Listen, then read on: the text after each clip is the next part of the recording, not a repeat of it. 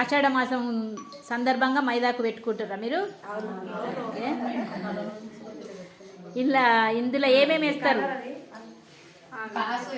కాసేస్తారు, ఇంకా నిమ్మకాయ, తర్వాత అమ్మ చింతపండు, ఇంకా పెంకాసు కూడా వేస్తారట. ఓకే, ఇంకా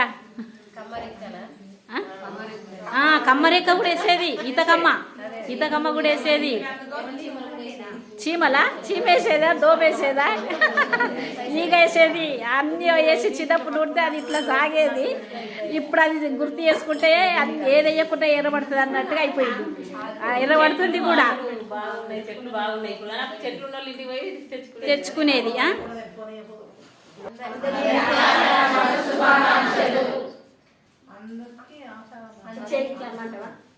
అందరికీ